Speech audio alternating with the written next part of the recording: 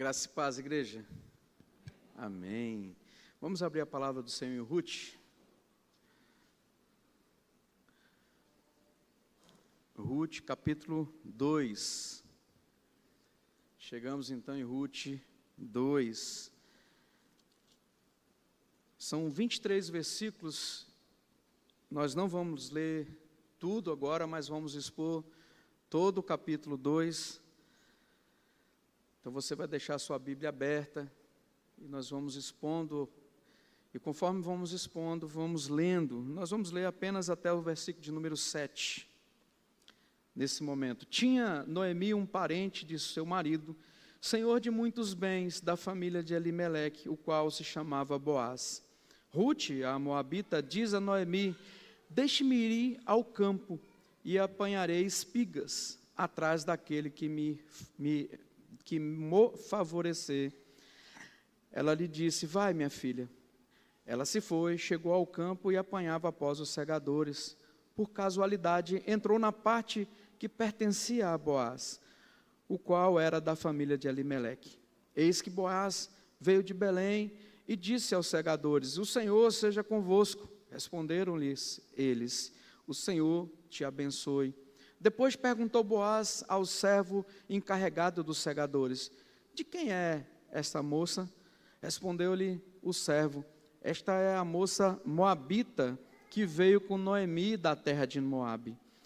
Disse-me ela: deixe-me rebuscar espigas e ajuntá-las entre as gavetas após os segadores. Assim ela veio, desde pela manhã até agora, está aqui, menos um pouco que esteve na choça. Vamos orar mais uma vez? Santo Deus, nós iremos, ó Deus, expor a Tua palavra. A Sua palavra será colocada ao nosso coração. Que o Senhor, ó Deus, acrescente, que o Senhor, ó Deus, fale, e que nós, ó Deus, entendamos pelo Teu Espírito. Em nome de Jesus que oramos. Amém. Amados irmãos, muitas vezes nós estamos para sair de casa e o pneu do carro está furado. Às vezes nós nos zangamos, né? Ficamos chateados. Às vezes nós estamos para comemorar uma festa, fazer alguma coisa e não dá certo. Já percebeu? E nós chamamos de casualidade, chamamos de acaso, chamamos de porventura, chamamos de sorte, chamamos de azar. Às vezes estamos para entrar num trabalho e não dá certo aquele trabalho. E a gente fala assim: eu dei um azar tremendo. Eu queria tanto trabalhar naquela situação, eu queria tanto aquela promoção, e eu não tive sorte. Às vezes nós estamos bem numa situação, bem numa casa, bem numa cidade, e acontece de mudar todas as coisas, e nós às vezes nos zangamos e pensamos que aquilo é uma eventualidade, um acaso. A grande questão é que não paramos às vezes para perceber o que é acaso e o que é providência de Deus. Aqui, Ruth usa a palavra chamada casualidade. Nós vamos falar sobre essa palavra daqui a pouco. Mas a grande questão é: o que é acaso? O que é providência de Deus? Esse texto de verso 1 até o verso 23 é um dia na vida de Ruth, é um dia na vida de Boaz, é um dia na vida de Noemi. Apenas um dia. É a narrativa de um dia na vida destas pessoas. E é interessante que essa história ela é transformada apenas num dia de tragédia, de um passado doloroso, num futuro promissor. Apenas um dia a página é virada. Apenas um dia para transformar tristeza em alegria. Infortúnio em alegria. É como uma conversão. Um dia você está no inferno, no outro você está no céu. Um dia você está condenado, no outro você está assentado do lado de Deus. São as maravilhas de Deus que nós não entendemos. Amados irmãos, é o dia que Ruth conhece Boaz. E no final do dia desse trabalho, Noemi então conversa com Ruth. A Ruth conta o que aconteceu para Noemi, nós vamos ver isso no final. E só então que elas percebem o verdadeiro significado desse encontro. Até então ela não tinha entendido. Ruth não havia percebido que o encontro ali que havia acontecido não era uma coincidência. Ruth não tinha percebido que aquele encontro fazia parte da agenda de Deus, dos propósitos de Deus. Muitas vezes nos nossos encontros diários, nós não sabemos disso. A gente não sabe dos nossos encontros e desencontros no dia a dia. O que para Ruth parecia mera coincidência, o que para Ruth parecia um conjunto de circunstâncias não planejadas, a bem da verdade fazia parte de um plano cuidadoso, de um Deus cuidadoso, de um Deus zeloso. Por que você está aqui essa noite? Não, eu sou membro dessa igreja. Tá, mas você poderia estar em qualquer outro lugar. Você poderia ter dado qualquer tipo de problema antes de vir para o culto, mas aprove Deus lhe trazer, aprove Deus permitir que você viesse nessa noite. Não foi a sorte que lhe conduziu aqui, assim como não foi a sorte que conduziu Ruth no campo de Boaz, mas foi a agenda bem traçada e entrelaçada de Deus, uma agenda feita no céu. Então, antes de entrarmos no texto de fato, como eu prometi, dos versos de 1 a 23, eu quero pensar em alguns versos soltos para falar sobre duas pessoas que, da agora em diante, vão ser bem importantes nesse livro. É a pessoa de Boaz e a pessoa de Ruth, que dá nome ao livro. Primeiro, Boaz. Boaz, nós podemos perceber na exposição desse livro, que ele é a figura, ele é o retrato do amor gracioso de Deus. Boaz é o retrato do amor gracioso de Deus. Ontem o seminarista Newton estava fazendo uma exposição de Gênesis no encontro da UPH, e teve um momento que ele falou algumas coisas, e eu falei, Newton, não fala muito não, que você vai entrar, né, Esdra? Você vai entrar um pouco no que eu vou falar amanhã, sobre o cuidado do homem, né? Então, Boaz, ele era um homem rico e um homem remidor. Se nós olharmos no verso 1, vai dizer que Noemi tinha um parente do marido dela que tinha muitos bens, e o nome dele era Boaz. Boaz era parente rico, um homem íntegro, influente, um grande fazendeiro, e o nome de Boaz significa nele há força. Lembre-se bem que os nomes na palavra de Deus têm significados, e isso tem toda a diferença na história bíblica. Então, ele podia cumprir os requisitos legais para casar-se com Ruth. Lembra do regime do levirato que eu falei lá no início da exposição de Ruth? O regime do levirato era que um parente próximo poderia resgatar aquela mulher que ficou viúva para gerar filhos e dar sequência à família. Então ele poderia suscitar descendência à família de Elimeleque. Ele era um homem rico, e ele poderia ser aquele que poderia remir a família, criar descendência. Em segundo lugar, Boaz era um homem de Deus. O verso 4 demonstra isso. Por que eu estou dizendo? Olha só o verso 4. Eis que Boaz veio de Belém e disse aos seus segadores, aos seus funcionários, o Senhor seja convosco. E responderam, o Senhor te abençoe.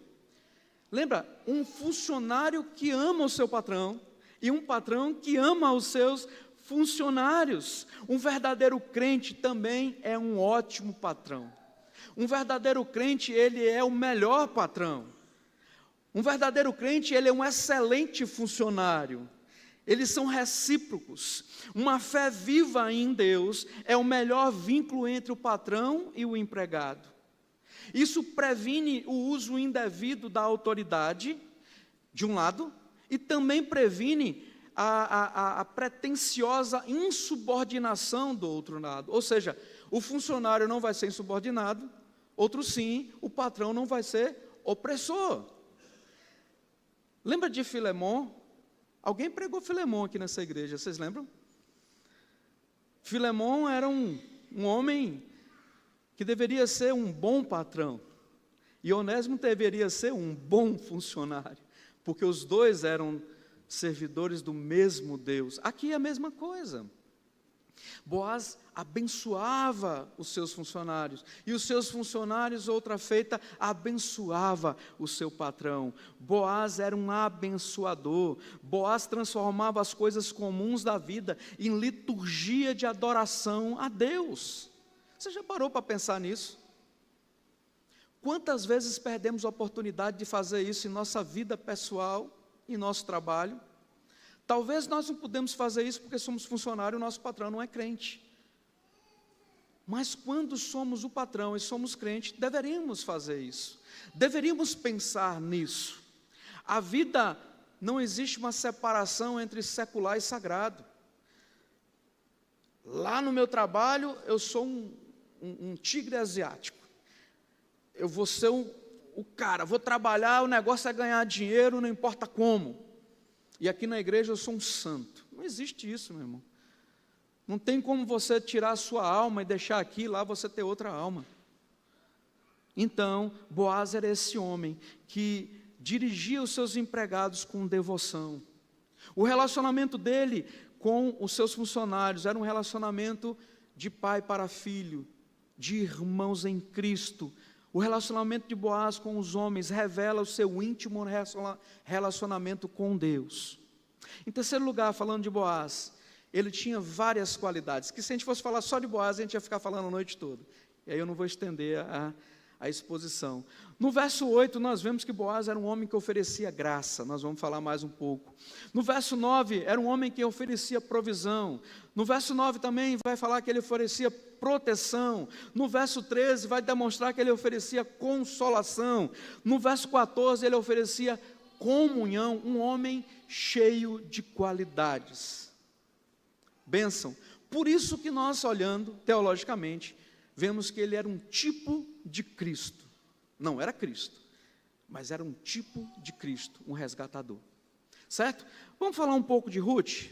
Ruth era uma mulher que buscava abrigo sobre as asas de Deus. Ruth era uma mulher que tinha iniciativa. Quando fala de Boaz, que era um homem rico, um homem abastado, um homem bom, um homem íntegro, mostra que Ruth tinha iniciativa. No verso 2, uma mulher que tem um nome de amiga, de companheira, de aliada, ela demonstra disposição para trabalhar.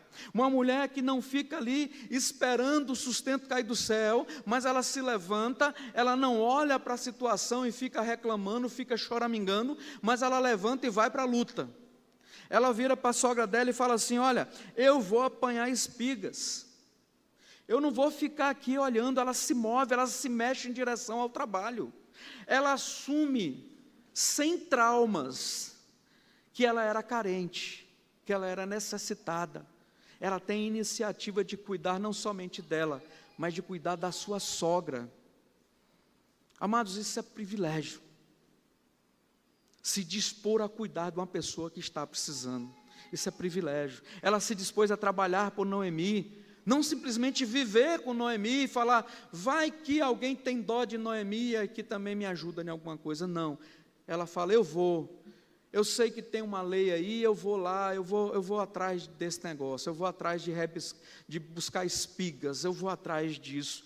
Ruth, ela não tinha medo de correr riscos. Se a gente olhar no verso, na parte B do verso 2, ela vai dizer o seguinte: atrás daquele que me favoreceu, de me favorecer, daquele que acha graça diante de mim. Ela estava disposta a enfrentar riscos. Ela sabia que na lei de Moisés havia provisão para os pobres, para as viúvas. Os fazendeiros não podiam colher as bordas dos campos, eles deveriam deixar essas áreas para os pobres respigarem. Mas lembra, Ruth se passa na época dos juízes, a época que o povo fazia o que dava na telha. Quem garantia que aqueles fazendeiros ou que aqueles segadores não iriam estuprá-la? Quem era por ela? Uma estrangeira moabita, viúva, não tinha um cunhado, não tinha um sogro, não tinha nada, não tinha um irmão, não tinha nada por ela, nenhum amigo. Tinha uma idosa, Noemi, que nem queria ser chamada de Noemi mais, Uma mulher amarga? Uma mulher mal amada? Os caras podiam fazer tudo, ela correu risco, ela não tinha medo. Amados irmãos, Ruth não ficou cogitando possibilidades de ser rejeitada. Uma mulher diferenciada. Ela não foge das circunstâncias, mas ela enfrenta, porque a coragem dela vinha de Deus, que ela decide a seguir, ela decide a andar. Ruth, também nós olhamos no verso 7, ela era uma mulher humilde, que mesmo sabendo da lei, mesmo sabendo que existia uma lei de Moisés, que abonava a ela, que ela tinha o direito, no verso 7, diz que ela pediu para os segadores. Observe, ela podia chegar e exigir, ei, tem uma lei aí que eu sou viúva, eu posso chegar e rebuscar aí, pegar espiga. Mas o texto vai dizer, ó, ela me pediu, deixe-me rebuscar a espiga entre as gavetas após os segadores. Uma mulher que sabia que o trabalho honesto sempre tem lugar. Nós não precisamos ter vergonha do trabalho humilde, do trabalho honesto. E lá no verso 10 e verso 13, nós vamos ver mais à frente, que ela também tinha gratidão no coração. Ela buscava abrigo sobre as asas do nosso Deus. E com isso ela encontrou uma provisão abundante, uma proteção constante e uma comunhão edificante. Ruth era uma mulher diferenciada. Olha que interessante, Deus pega uma moabita, diferenciada, convertida, junta com Boaz, eles não se conheciam, e junta-se os dois no mesmo campo. Ruth estava trabalhando desde cedo, e Boaz chega e fala, quem é aquela mocinha ali? E os segadores falam, é aquela que veio com Noemi, está desde cedo trabalhando, só teve um tempinho que ela foi ali na casinha, ali na palhoça, na choça, foi ali na palhoça dar uma descansadazinha, mas ela está trabalhando desde cedo. Irmãos, diante dessa exposição, diante desses versículos, eu quero pensar um pouco com os amados sobre algumas lições práticas para a minha vida e para a sua vida. Algumas lições práticas sobre esse encontro, pensando que não há acaso, e sim providência de Deus. Não há sorte ou azar, mas providência de Deus. A casualidade, em primeiro lugar, a casualidade humana são, na verdade, providências divinas. Às vezes você vai pensar assim, hoje eu ia para... Aqui nós temos 6 igrejas presbiterianas organizadas, mais 2 congregações. É isso? 2 congregações? Eu acho que é, né? Colina e Greenville. Está crescendo de Paraná, né? E tem mais um trabalho lá no Milão, então 2 congregações e um ponto de culto. E aí você está visitando hoje a 2ª igreja. É casualidade, mas a bem da verdade são providências divinas. É a mesma situação de Ruth. Igreja, se nós pudéssemos ver o fim, como Deus vê. Lembra que foi a minha última frase na última exposição que eu fiz? Deus, ele vê o fim desde o começo.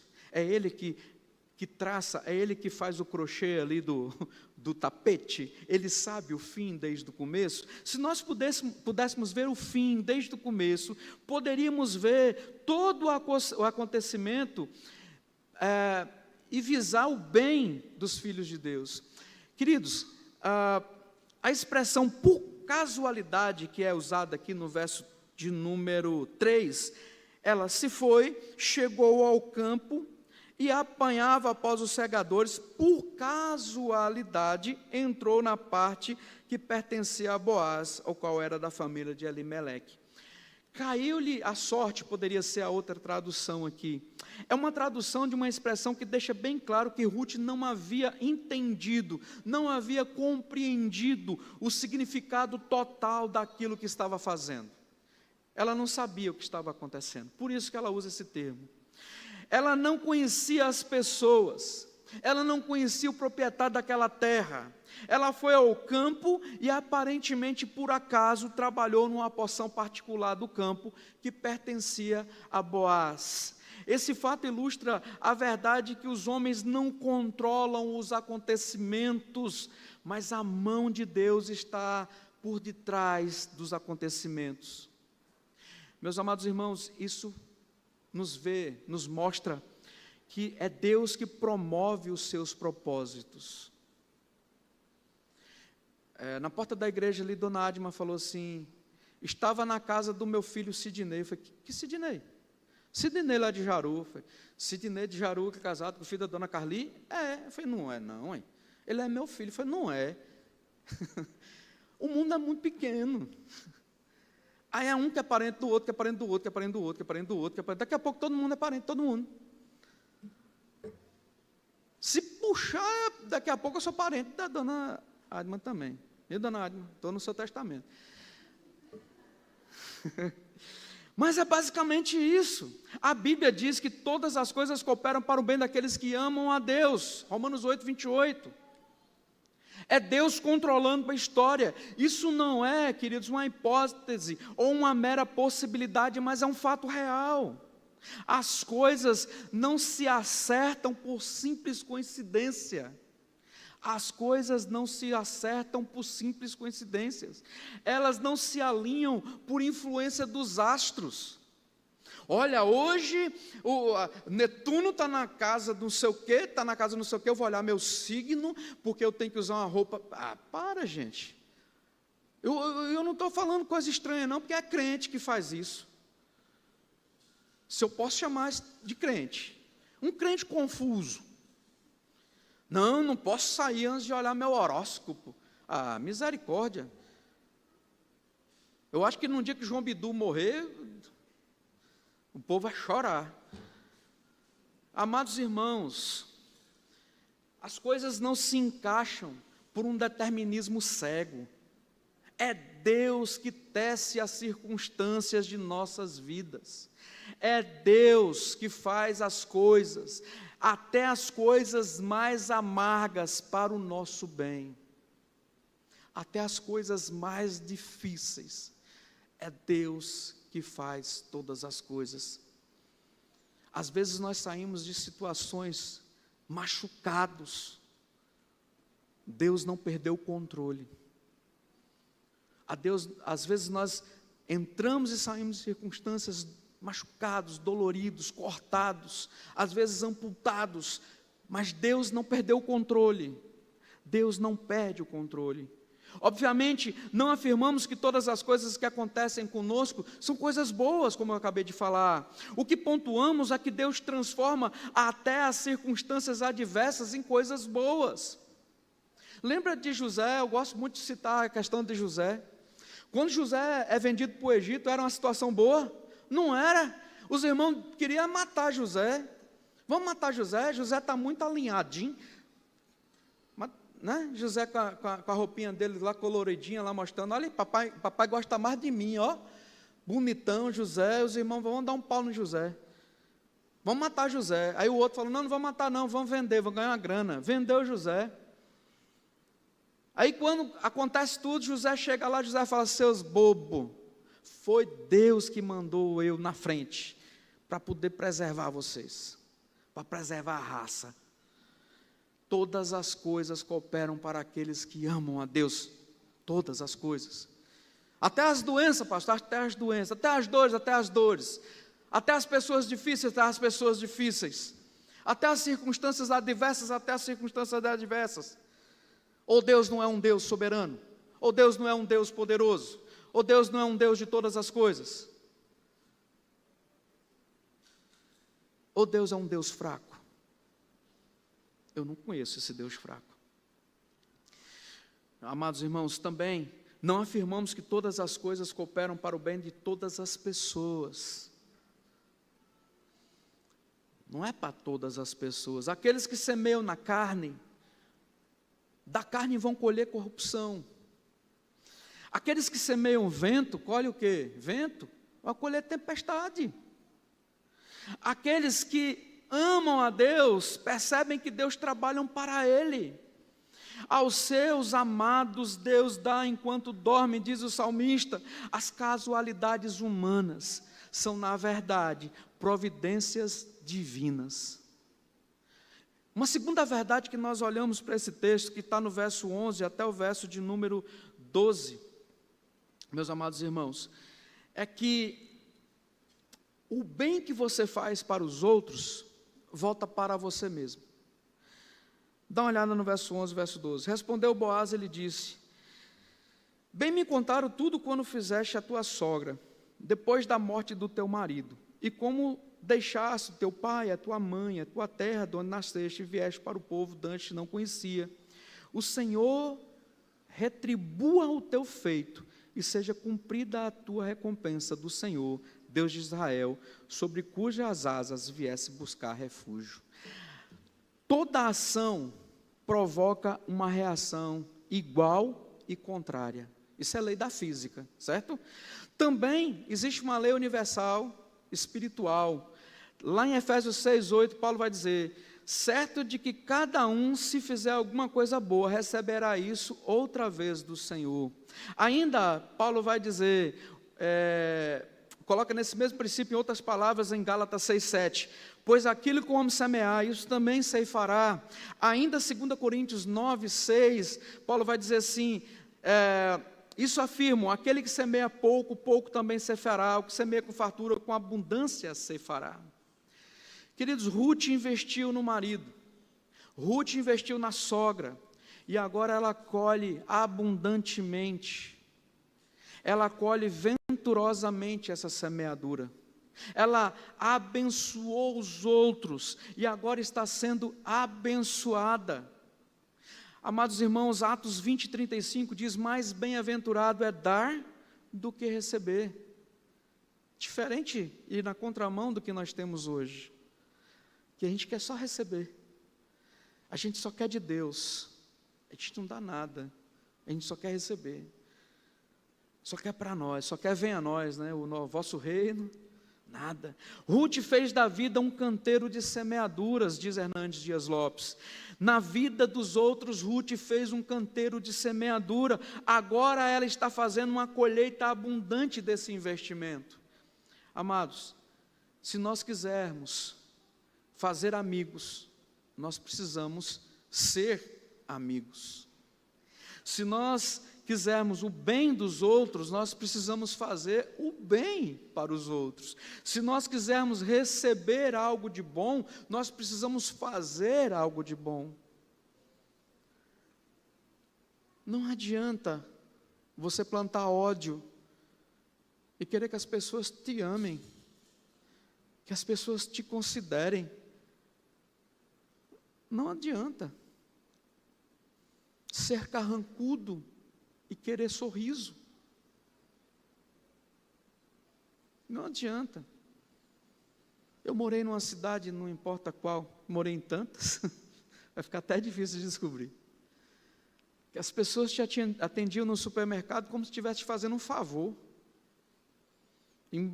embalavam as suas coisas como se estivesse fazendo um favor, como se estivesse fazendo uma obrigação, sabe? Sem amor, sem vontade, sem dedicação. Não é isso. Ruth plantou e Ruth colheu. Terceiro lugar, uma terceira verdade: você nunca estará desamparado se buscar abrigo sobre as asas de Deus. Nunca. Ruth, antes de chegar em Israel, ela creu no Deus de Israel. Antes de entrar nos campos de Belém, na casa do pão, ela já havia saciado a sua fome no pão da vida. Quando ela diz, o seu Deus será o meu Deus, ela já havia saciado a fome naquele que é o pão da vida. Todo aquele que busca abrigo sobre as asas do Onipotente encontra refúgio seguro. Todo aquele. Deus jamais desampara aquele que neles esperam. Amados irmãos, Ruth não busca abrigo no dinheiro, Ruth não busca abrigo no casamento, Ruth não busca abrigo no trabalho, Ruth busca abrigo em Deus. E Deus lhe deu dinheiro, casamento, família, e nós vamos ver no fim do livro, vou dar o spoiler, como se ninguém tivesse lido, né? Filho. A Bíblia diz no Salmo 37, verso de número 4, agrada-te do Senhor, e Ele satisfará os desejos do teu coração. O Evangelho está mudando, infelizmente, em alguns arraiais, em algumas igrejas. O Evangelho está mudando o eixo. O Evangelho está mudando o propósito. O Evangelho está sendo deixado de lado. O antigo e maravilhoso Evangelho da cruz está sendo deixado de lado. E no lugar deste está sendo abraçado um Evangelho híbrido, um Evangelho sincrético, um Evangelho antropocêntrico. E aí as crianças já anotaram 3 palavras difíceis para perguntar depois.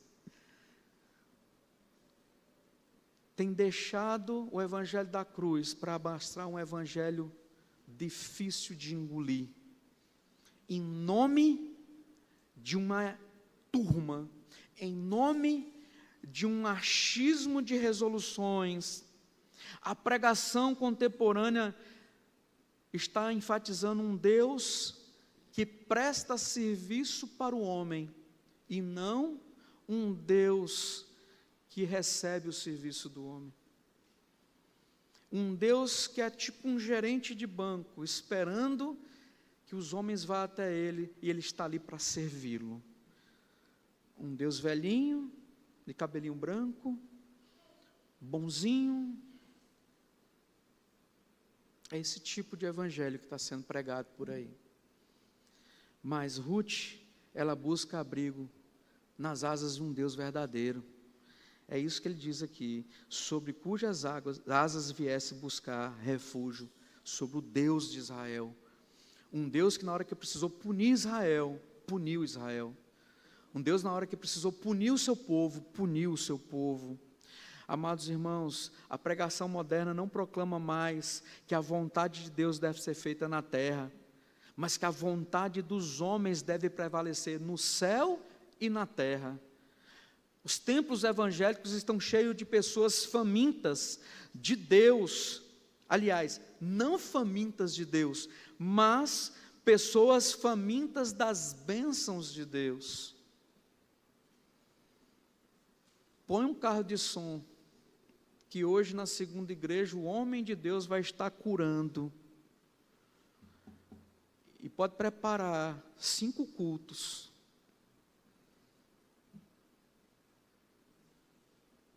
Bote aí um outdoor, que o homem de Deus vai estar aqui dando bênçãos, profetizando vida próspera financeira, e pode preparar 10 cultos. Só que essas coisas não subsistem, elas não se mantêm. Mas quando buscamos nas asas do Senhor, aquilo que o Senhor é, aquilo que o Senhor realmente prometeu em suas palavras, só os remanescentes fiéis que ficam. Os outros não suportam a sã doutrina. Os outros não ficam, não permanecem, porque não suportam a sã doutrina, não suportam a palavra simples, o evangelho simples. Precisam do evangelho e mais alguma coisa para suportar, mais algum elemento para suportar. Ruth nos ensina que só Deus satisfaz, apenas Ele é refúgio verdadeiro. Ruth nos ensina que o refúgio dos homens é insuficiente, que o refúgio dos homens é fraco, é incapaz de nos dar segurança. Ruth nos ensina que o dinheiro não satisfaz. Tu já viu pobre suicidar? Pode até ter. Pode até ter. O pobre não tem tempo para ficar pensando nisso, tem que ganhar dinheiro para comer. Essas coisas, por mais excelentes, dinheiro, casamento, vitórias, por mais excelentes que sejam, não pode ser substituído. Deus não pode ser substituído por essas coisas. A nossa vida tem que ser embasada em Deus, pelos princípios de Deus. Precisamos buscar sempre abrigo no Deus Todo-Poderoso, e não nas coisas desse Deus. Primeiro busquemos o Senhor, e todas as demais coisas nos são acrescentadas. Em quarto lugar, a quarta verdade que nós vemos nesse texto, no verso 15 ao verso 16, é que nós nunca devemos desprezar os pequenos começos. Verso 15 vai dizer: levantando-se ela para rebuscar, Boaz deu ordem aos seus servos, dizendo: até entre as gavetas deixe-a colher, e não a censureis. Tire também dos molhos algumas espigas, e deixe para que as apanhes, e não as repreendais. Amados irmãos, a Bíblia nos ensina a não desprezar os pequenos começos. Ruth se dispôs a fazer o trabalho humilde, como uma mulher pobre e totalmente necessitada. Mas aquele que foi o primeiro degrau para uma gloriosa escalada de Ruth, ela não entendia isso. Mas Boaz, vendo todo o seu apreço, toda a sua dedicação, Boaz fala para os servos: hein, não deixa ela pegar só nas beiradas, não. Deixa ela pegar mais. Ela é uma mulher de Deus. Deixa ela pegar mais. E não só pegar mais, deixa cair um pouquinho dos molhos também, para ela se abastar. Olha isso, os grandes edifícios são construídos sobre profundos fundamentos. Ruth não se importou de começar pequeno. Ruth não se importou de dizer: eu preciso. Ruth não se importou de dizer: hein, eu estou carecendo. E Boaz reconheceu isso. Por que Boaz reconheceu isso? Porque ele era um homem de Deus. E Deus, então, Ele trabalha através das pessoas. O maior de todos os homens, Ele se cingiu com a toalha e lavou os pés dos seus discípulos, dos seus seguidores. Esse foi Jesus, está lá em João 13:13. Amados irmãos, antes da honra, vem a humildade. Bote isso na sua cabeça, no seu coração. Antes da honra, vem a humildade, porque Ruth teve a coragem de se humilhar, ela se dispôs a trabalhar com honra na escassez, ela investiu com a generosidade na vida dos outros. Deus não poupou dádivas em sua vida. Então, tenhamos humildade de começar de baixo. Lembra que eu falei da última pregação, que muitos, em situações dessa, não voltariam para a mesma cidade? Voltaria para outra cidade, começaria um trabalho em outra cidade, para chegar na sua cidade abastado. E ela não teve isso. Noemi voltou para a mesma cidade, enfrentando as situações. Tenha a humildade de fazer o trabalho mais simples na empresa. Tenha a humildade de fazer o trabalho mais simples na sua casa. Tenha a humildade de fazer o trabalho mais simples na igreja. Tenha a humildade de começar. Tenha um desprendimento de começar. Todas as coisas grandes um dia foram pequenas. É interessante que uma grande árvore está potencialmente inserida dentro de uma pequena semente. Quando nós olhamos para a história de Ruth, nós vemos exatamente isso. Por que eu estou dizendo isso? Porque lá no final dessa história de Ruth, nós vamos ver que ela está na genealogia do Messias. Uma mulher que não era nada, de repente, ela é a mulher que está na genealogia do pai de Davi, do avô de Davi, consequentemente, da raiz que gerou Jesus. Irmãos amados, em quinto lugar, nós aprendemos que nós devemos deixar a amargura de lado e começar a bendizer a Deus. Interessante que isso tudo, em um dia, um único dia, na vida de Ruth, de Noemi e de Boaz. Do verso 19 até o verso 20.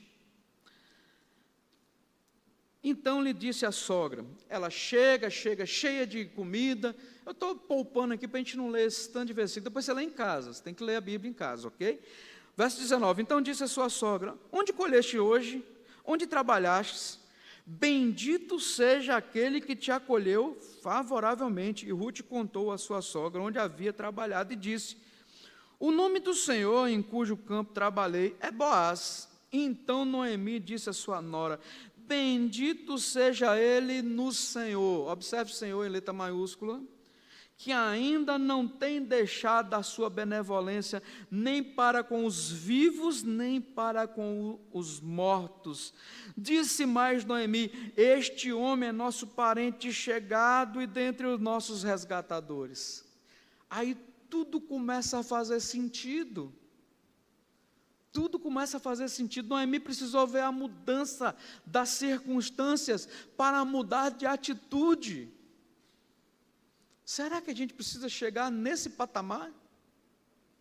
Tomé precisou ver as marcas na mão de Jesus para reconhecer a realidade da ressurreição.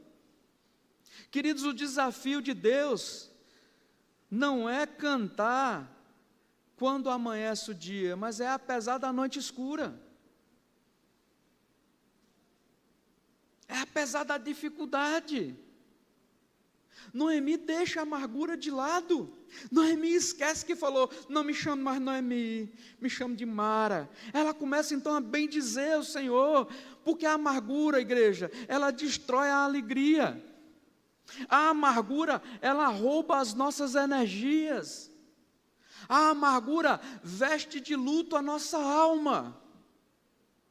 A amargura, ela impede de vivermos em comunhão com Deus.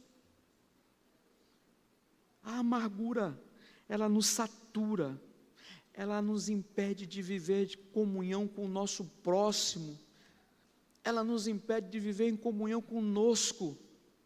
A gente não consegue ter alegria nem com a gente mesmo. Sabe aquela pessoa que olha no espelho e se acha feio?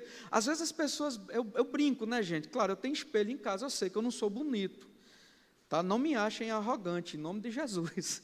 Só quando a pessoa pergunta: e aí, como está? Estou bom e estou bonito. Autoestima.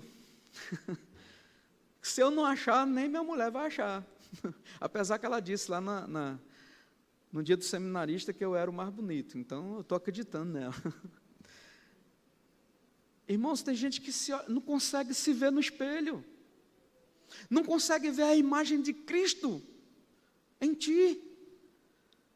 Se você não consegue ver refletido em você a imagem de Jesus, como é que você vai viver? Se você não consegue ter a alegria da salvação, o que você tem então? Se você está amarrado naqueles que já morreram, o que você tem? Nada. Se você está amarrado nas coisas que você perdeu na vida, o que você tem? Nada. Se você está amarrado nas coisas ruins que aconteceram com você no passado, o que você tem? Nada, só amargura. Se liberte, perdoe. Clemilda falou um negócio fantástico aqui de um menino autista que dizia: fulano rasgou o meu dever, que era um menino que lá do prezinho, e ela falou: você precisa perdoar esse menino. E orou com esse autista, para o autista perdoar esse menino, e o autista na oração: Papai do céu, eu perdoo, e falou o nome do menino, e nunca mais ele tocou no assunto do menino, porque ele estava amarrado no passado. O crente não pode viver porque nós olhamos para o futuro, nós olhamos para o Maranata, olhamos para a volta de Cristo. Se seus olhos não estão na volta de Cristo no céu, você é infeliz. Você só vive no passado. Ah, eu sou tão infeliz. Olhe para frente. Olhe para frente. Olhe para o autor e consumador dos seus dias. Sabe por quê? Que quando os seus lábios se abrem para glorificar a Deus, quando os seus lábios se abrem para bendizer pessoas, um novo horizonte se abre, ele se estende diante dos seus olhos e as coisas começam a ter cor. Sabe aquelas coisas cinza? Elas passam a ter colorido, passam a ter a alegria. Sabe aquele lance da alegria do Senhor é a nossa força? O povo do mundo não sabe isso não. Aí nos chamam de loucos. Olha lá, o crente está rindo diante da dor. É porque nós temos a alegria do Senhor em nosso coração. Olha lá, os crentes estão rindo diante de toda a adversidade, é porque nós temos a alegria do Senhor. Diante da morte nós temos a esperança da vida eterna. Diante da perda nós temos a esperança de que Deus tem um melhor para nós. Essa mulher, ela confessa a Deus, ela investe no reino e Deus a retribui de forma maravilhosa. E Noemi começa a entender, e ela começa a dizer: bendito seja Boaz de Deus, de Yahvé, do Senhor, que ainda não tem deixado a benevolência nem para com os vivos, ou seja, para as duas, e nem para Elimeleque, porque ela sabia que Boaz podia resgatar e que Deus estava fazendo a obra na vida deles. Irmãos, isso é fantástico. Isso é maravilhoso. Não é acaso, é providência. Quero concluir. Os planos de Deus prevalecem sobre os planos humanos. Nunca se esqueça disso. Francis Schaeffer diz que quando olhamos a vida, temos que olhar em 2 andares. No andar de baixo, pensamos que as coisas acontecem por casualidade, mas quando olhamos pelo andar de cima, vemos que Deus dirige todo o nosso destino. Outra aplicação: uma história inteira de dor pode ser modificada, transformada em apenas um dia, quando esse dia Deus está operando. Uma maneira de sintetizar o livro de Ruth é apresentá-lo como uma história de uma família que recomeçou das cinzas, de alguém que acreditou na possibilidade de reconstruir e de retornar à vida. Amados, preste atenção. Jesus abriu esse caminho para mim e para você. Jesus, Ele nos resgatou. Jesus, Ele nos fez assentar em regiões celestiais. Foi Ele que pagou o preço por essa passagem. Foi Ele que nos sustenta e vai nos sustentar sempre nessa travessia. É Ele que voltará para nos levar. É Jesus. É Jesus. É com Ele que sempre moraremos. É Ele que é o dono da glória. É Ele que nos faz deixar a amargura e começar a bendizer. É Ele que nos faz ser gratos pelos pequenos começos. É Cristo que nos ampara sempre. Igreja, é Cristo que nos dá abrigo seguro. E é Cristo que age dentro da providência que Ele mesmo escreveu na eternidade. Se você entende isso, você é mais que feliz.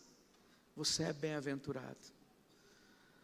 Você vai passar por todas as provações, glorificando esse Deus. Se você não entende isso, eu lhe convido a aprender sobre esse Jesus. A colocar a sua vida aos pés desse Cristo.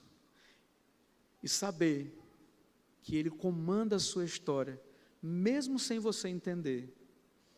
Mesmo sem você compreender, e mesmo sem você querer, Ele é o dono da história. Vamos orar? Santo e amado Deus, diante do Senhor estamos, gratos porque o Senhor nos trouxe aqui essa noite e nos admoestou, gratos porque o Senhor tem trabalhado em nossas vidas. Nós vemos, ó Deus, a provisão do Senhor e a providência do Senhor em nossos dias. Obrigado, Pai, porque o Senhor tem sido bondoso, zeloso, tem, ó Deus, cuidado de nós, tem chamado a nossa atenção, tem puxado a nossa orelha, para que sejamos pessoas cada vez melhores, para que sejamos igual ao seu Filho Jesus. Acrescenta essa palavra, ó Pai, nos nossos corações. Transforma as nossas vidas assim, ó Pai, como você transforma a vida daqueles que o Senhor deseja. conforme o teu querer, conforme o teu tempo, conforme a plenitude do seu tempo. É em nome de Jesus que oramos. Amém e amém.